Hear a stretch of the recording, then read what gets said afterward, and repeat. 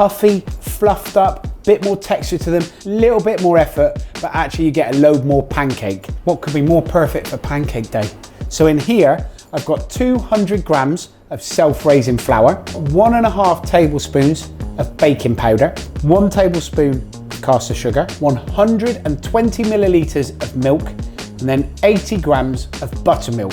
Now, you haven't got to use buttermilk, you could use yogurt if you wanted to, but just something with a little bit of acidity to it. 3 whole eggs, 25 grams of melted butter.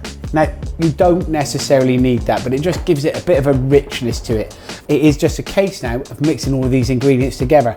Very simple. So into the flour, we put the caster sugar and the baking powder. We have the buttermilk and the milk. I'm just gonna crack 3 eggs. There is a bin there, I'm not just throwing them on the floor, like my 5-year-old would do. Then with a fork, just kind of beat it together. You can see those eggs, a wonderful golden yolk of free-range eggs, just kind of like collapsing and mixing together. Gonna add to the flour, the caster sugar and the baking powder. Now, there's not that much in the way of caster sugar in here, okay? So this isn't a super sweet pancake. You can make them sweet afterwards, but also these would work quite nicely as savory pancakes. Butter goes in. You don't want to overwork the mix too much, because otherwise you kind of stretch the glutens in the flour, but that's fine. Just as long as it's mixed, it's perfect. And here, got a frying pan. Now this frying pan is on a very, very gentle heat. Little drizzle of oil, and into that, just gonna put a little knob of butter. We're gonna let that melt and begin to bubble away.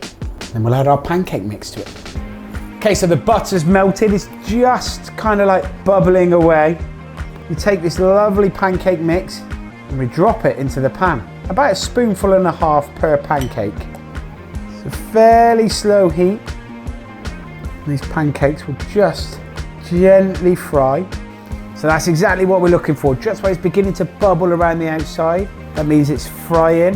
So at this point, when you can just see the bubbles come through the other side, flip over. Look at that lovely kind of brown, golden color. Nice, gentle, nice and easy. I haven't dropped anything. I haven't spilt anything. You can see they're puffed up, they're nice and airy. I mean, the lovely thing about those gorgeous air holes is, it doesn't matter what you put all over the top of them. If there's anything a little bit liquidy, a bit juicy, it kind of sucks into those holes. They act like a beautiful like pancake sponge, but still, around the edges, lovely and crispy. Just when it's cooked, that other side look lovely, puffed up, crispy. They feel really light and airy. Take them out of the pan, drain them on a bit of a kitchen roll, cook some more.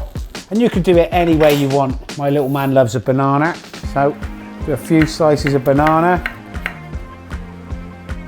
a couple of peanuts, crispy, crunchy. I mean, why not? Spoonful of chocolate spread, and then a drizzle of maple syrup. Simple, easy, quick to do, super tasty, job done.